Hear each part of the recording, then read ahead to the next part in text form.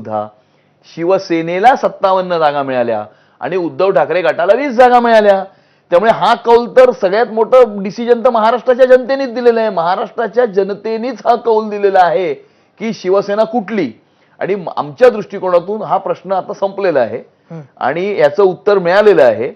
हिंदुहृदय सम्राट बाळासाहेब ठाकरेंची शिवसेना ही एकच शिवसेना आहे ज्याचे मुख्य नेते महाराष्ट्राचे उपमुख्यमंत्री आदरणीय एकनाथ शिंदे साहेब आहेत.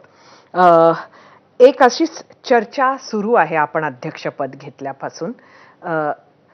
आशिष शेलार कुठेतरी नाराज आहेत असं सांगितलं जातं आणि भाजप मुंबईमध्ये एक 2 गट पडल्याबद्दल बोलले. नाही, अजिबात नाही. ही याच्यामध्ये काहीच तथ्य नाहीये. आशिषजी पूर्णपणे खंबीरपणे माझ्या पाठीशी उभे आहेत आणि त्यांची टर्म संपली होती म्हणून नवीन अध्यक्ष. असं आहे की नुसता मुंबईचा अध्यक्ष नवीन झाला असं नाही ना.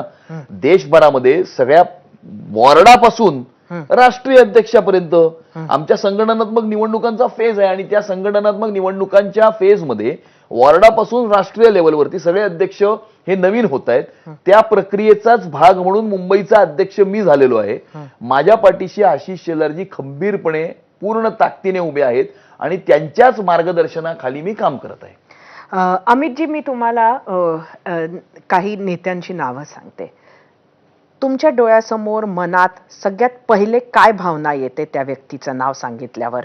ते अगदी एका शब्दात किंवा एका वाक्यात सांगाल.